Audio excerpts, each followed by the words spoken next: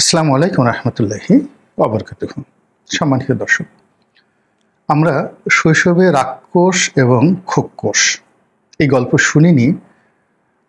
এরকম লোক খুব কম আছি, নাই বললেই চলে। আমাদের চাচা চাচি, দাদা দাদি, নানা নানি থেকে শুরু করে মা খালা যারা আছেন, আমরা বায়না ধরতাম রাক্ষস এবং খোক্কসের গল্প শোনানোর জন্যে। আবার আমরা শৈশবে যে গল্প শুনেছি, ঠিক একই গল্প আবার আমাদের সন্তান সন্ততি, আবার আমাদের ইতিমধ্যে যাদের নাতিপুতি হয়েছে, আমরা তাদেরকে ঘুম পাড়ানোর জন্য একই গল্প বলে থাকি। তো রাক্ষস এবং খোক্কস এটা বলতে কি বোঝায়, এটা নিয়ে আমার আসলে কখনোই ওরকম প্রশ্ন হয়নি, কিন্তু আজকে ভিডিও করতে গিয়ে মনে হলো আরে বাবা, রাক্ষস সম্পর্কে তো আমার একটা পোর্ট্রেট আছে, যে এগুলো সব মানুষকে খেয়ে ফেলে। অদ্ভুত এক প্রাণী, বড় বড় দাঁত, চিবিয়ে চিবিয়ে মানুষের সব কিছু খেয়ে ফেলে, এমনকি একেবারে একটা মানুষকে আস্ত গিলে খাওয়ার মতো ভয়াবহ অবস্থা তার রয়েছে। এবং সেই রাক্ষসের মধ্যে আবার নারী রাক্ষস আছে, পুরুষ রাক্ষস আছে। তো পুরুষ রাক্ষসরা প্রায়ই যেটা হয়, গরু খেয়ে ফেলে, ছাগল খেয়ে ফেলে, মানুষও খায়, পুরুষ মানুষদেরকে খায়। আর নারী রাক্ষসদের ব্যাপার হলো যে এরা মনোহরি, রূপ বদলাতে পারে, এবং এরা বিশেষ করে বড় বড় রাজা বাদশাদের উপর ভর করে। তারপরে রাজার স্ত্রী সেজে, সুন্দরী স্ত্রী সেজে তারা সেই রাজপ্রাসাদে ঢুকে, এবং সময় এবং সুযোগ মতো তারা করে কি, রাজপরিবারের যে সকল রাজার প্রিয় পাত্র রয়েছে তাদেরকে খেয়ে ফেলে। রাজার স্ত্রী সন্তান থেকে শুরু করে অনেককে খেয়ে ফেলে, এবং সবার শেষে রাজাকেও খেয়ে ফেলে। তো এই কাহিনী আমরা 19-20 করে মোটামুটি একই কায়দায় শুনে আসছি শৈশব থেকে আজ অবধি। কিন্তু আজকের এই ভিডিও করতে গিয়ে আমার কাছে মনে হলো যে আসলে রাক্ষস তো বুঝলাম, কিন্তু খোক্কস বা খোক্কস এটা কি? এই প্রশ্নটা আমি নিজে কখনো করিনি। এ কি রাক্ষসের স্ত্রী, রাক্ষসের ছোট ভাই, নাকি রাক্ষসের পাইক পেয়াদা? খোক্কস বলতে আসলে কি বোঝায়? এনিওয়ে, এটা নিয়ে যেহেতু শৈশবে কখনো প্রশ্ন হয়নি, আমরা রাক্ষস এবং খোক্কস এই দুটো শব্দমালাকে একত্রে ব্যবহার করেছি ভয়াবহ কিছু একটা বোঝানোর জন্য। ওই পর্যায়ে থাকুক। এখন রাজনীতির সঙ্গে রাক্ষস এবং খোক্কসের যে গল্পীয় চরিত্র, সাহিত্যের যে চরিত্র, তার সঙ্গে কি সম্পর্ক রয়েছে সেটা নিয়ে আলোচনা করে মূলত আজকের যে বিষয়টি আলোচনা করব তা হলো, একটি দেশে যখন স্বৈরাচারী ব্যবস্থা গড়ে ওঠে, রাতারাতি কি সেই স্বৈরাচারী ব্যবস্থাটি রহিত করা সম্ভব? 2 নম্বর হলো যে সমাজের এমন কি বিবর্তন হয় যে সেখানে এক জালেম যায় আর এক জালেম আসে, এক চাঁদাবাজ যায় আর এক চাঁদাবাজ আসে, এক জাহেল যায় আর এক জাহেল আসে। এই যে শত বছরের যে একটা চক্র, এই চক্রের মধ্যে আমরা কেন যে আমরা স্বপ্ন যে দেখি, যে রাজাকে নিয়ে, যে বাদশাকে নিয়ে, যে খলিফাকে নিয়ে, যে নেতাকে নিয়ে, তারা কেন আসেন না? আমার এই জীবন তো চলে গেল, আমি তো শুধু হযরত আলী রাদিয়াল্লাহু তাআলা আনহুর গল্প শুনে আসছি, তার ন্যায় বিচারের, তার জ্ঞান এবং গরিমার। আমার রাজাদের কেন এত জ্ঞান হয় না? এরা কেন এত বোকা হয়? আমি যে গল্প শুনে এসেছি, জনকল্যাণে বাদশা হারুন আর রশিদ, প্রজা পালনে বাদশা হারুন আর রশিদ, জ্ঞান বিজ্ঞানে সেই খলিফা আল মামুন। তো আমার এই বাংলায় কেন মামুন আসেন না? এই বাংলায় কেন হারুন আর রশিদ হয় না? কেন সুলতান সুলেমান হয় না? কেন হযরত উমর হয় না? কি দোষ এই বাংলার? আমি এ যুগে বসবাস করছি, আমারও তো বয়স প্রায় 60 বছর হতে চললো। না হয় আমি পাপী তাপী মানুষ, কিন্তু আমার বাবা, আমি সাক্ষ্য দিচ্ছি, তিনি তো পাপী ছিলেন না। আমার দেখা জীবনের শ্রেষ্ঠতম মানুষ আমার বাবা। এই পৃথিবীর বহু রাজা দেখেছি, বহু বাদশা দেখেছি, মন্ত্রী, এমপি, সিনেটর, কংগ্রেসম্যান, সারা দুনিয়াতে দেখেছি। রাজাধিরাজ, সম্রাট, তাদেরকে দেখেছি, তাদের রাজপ্রাসাদে দেখেছি।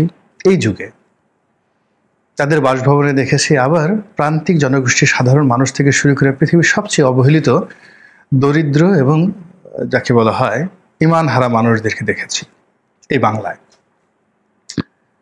তো এত মানুষের মধ্যে বারবার শুধু কেন আমার বাবার পোর্ট্রেট আমার কাছে চলে আসে। তিনি তো প্রচলিত শিক্ষা আমার মতো এতটা শিক্ষিত ছিলেন না, কিন্তু তার 7টি সন্তান, আমরা 7 ভাই। তো এই সবাইকে তিনি ঢাকা বিশ্ববিদ্যালয়, জাহাঙ্গীরনগর বিশ্ববিদ্যালয়, এখান থেকে সর্বোচ্চ ডিগ্রি অর্জন করার জন্য তার যে প্রচেষ্টা, সেটা তো আমিও পারছি না। আমার সন্তানদেরকে, অর্থাৎ আমার বাবা তার সন্তানদেরকে যে পর্যায়ে নিয়ে গেছেন, আমি এখন পর্যন্ত আমার সন্তানদেরকে তার ধারে কাছে নিতে পারিনি। তো আমার সেই বাবা, মানে পূবের চা যদি পশ্চিমে উঠে যায়, তাহলে এই পৃথিবীর যত পাপ রয়েছে, পঙ্কিলতা রয়েছে, অসৎ আচরণ রয়েছে, আমাকে মেরে ফেলো, আমি বলতে পারবো না যে আমার বাবার সম্পর্কে আমি তো দেখিনি, শুনিনি। বরং আমাকে যদি পৃথিবীর সমস্ত তথ্যপত্র হাজির করা হয়, আমি বলবো যে না, আমার বাবা নির্লোভ, নির্দোষ, ভালো, মুমিন এবং মুত্তাকি। একই কথা প্রযোজ্য আমি আমার দাদাকে দেখেছি তার জন্য, একই কথা বলতে পারি আমার নানার জন্য। তো আমার বাবার কি এমন পাপ রইল যে তার জমানাতে তিনি কোনো ভালো শাসক পেলেন না? কেন তার জমানাতে তিনি কোনো খলিফা ওমর পেলেন না? আমার দাদার কি হলো যে সে ব্রিটিশ জমানা থেকে, বা নানার কি হলো, তারা কেন কখনো কোনো ভালো শাসক পেলেন না? তো আজকে 2025, যদি 1925 এই 100 বছরের ইতিহাস ধরি, সেই 100 বছরের ইতিহাসের মধ্যে বাংলা স্বস্তিতে ছিল, সুন্দর ছিল, শান্তিতে ছিল।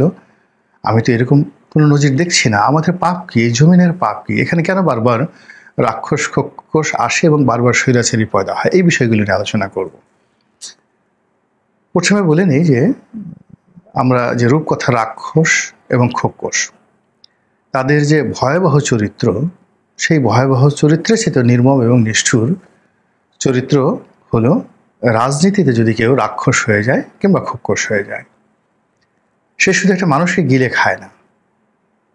আপনি চিন্তা করুন যে এই রাজনীতিতে যখন ইলিয়াস আলী, বিএনপির নেতা, তাকে গুম করা হলো, কিংবা যখন নারায়ণগঞ্জের 7 মার্ডার করা হলো, কিংবা ঢাকা বিশ্ববিদ্যালয়ের মহাসিন হলের সেই যে কুখ্যাত কোহিনূর হত্যা, সিরাজ শিকদার হত্যা, কিংবা কর্নেল তাহেরের যে ফাঁসি, এরকম সব জমানাতে শহীদ নূর হোসেনের হত্যাকাণ্ড, সেলিম দেলোয়ারের হত্যাকাণ্ড, তো এর সঙ্গে আপনি কোন রাক্ষসের তুলনা দিবেন?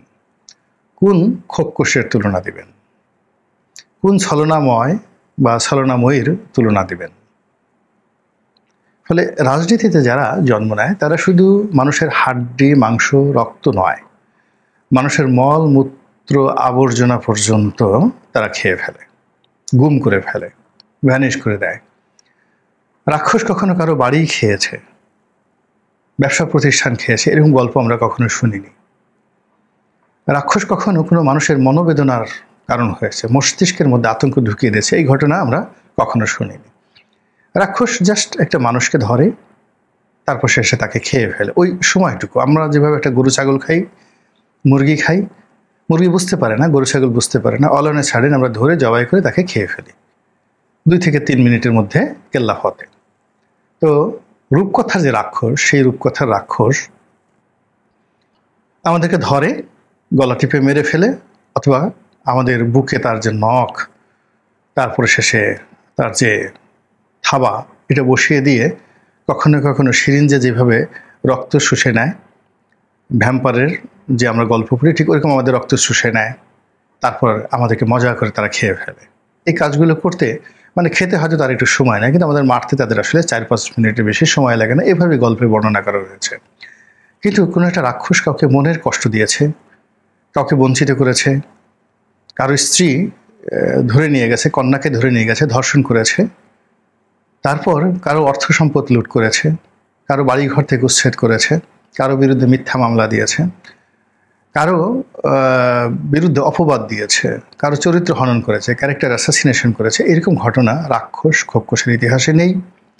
কিন্তু রাজনীতিতে যে সকল স্বৈরাচারী রাক্ষস খোকস তৈরি হয়, তারা সবাই জলে, স্থলে, অন্তরিক্ষে, অর্থাৎ একটা মানুষকে প্রাণে মারার জন্যে, শরীরে তারা আঘাত দেওয়ার জন্য, তাকে লাঞ্ছিত অপমানিত করার জন্য, তার মনে কষ্ট দেওয়ার জন্য, তারপর তার মস্তিষ্কের মধ্যে বেদনা সৃষ্টি করার জন্য যা যা করা দরকার, যেগুলো পৃথিবীর কোনো ইবলিস, কোনো মানে অসভ্য প্রাণী যে কাজগুলো করতে পারে না, সেই কাজগুলো রাজনীতির রাক্ষস এবং খোকসরা অনায়াসে হাসি মুখে করে ফেলে। একদিকে হাসছে আর একদিকে অপকর্ম তারা করে যাচ্ছে।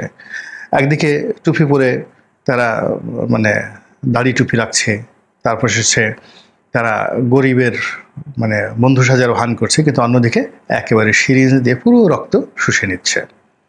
এগুলো তাদের অবস্থা। দ্বিতীয়ত হলো তারা এই মানুষের যে শরীরের যেটা শরীর, মন এবং মস্তিষ্ক, এই তিনটি অঙ্গ বাইরে গিয়ে পরিবারের সদস্যের উপর আক্রমণ করে, যেটা অন্যান্য রাক্ষস কক্ষস করে না। তারপর তারা কি করে, সহায় সম্পত্তি, বাড়ি গাড়ি, তারপরে শেষে শিল্প কল কারখানা থেকে শুরু করে সব কিছু একেবারে তছনছ করে ছেড়ে দেয়, মাটির সঙ্গে মিশিয়ে দেয়, আগুন ধরিয়ে দেয়। এই কাজগুলো কখনো রাক্ষস খক্ষস করে না। রাক্ষস কখনো ব্যাংক ডাকাতি করে না, আপনার অ্যাকাউন্টের টাকা নিয়ে যায় না। সেন্ট্রাল ব্যাংকে কোনোদিন কোনো রাক্ষস আক্রমণ করে সেন্ট্রাল রিজার্ভ থেকে টাকা চুরি করে নিয়ে গেছে, এই কাজ কখনো তারা করে না। কোর্ট কাছারিতে গিয়ে রাক্ষস কখনো বিচারককে হামলা করে না, হুমকি দেয় না। কিন্তু রাজনীতির রাক্ষস খক্ষসদের কাছে এগুলো সব চা নাস্তা। এই গেল এক।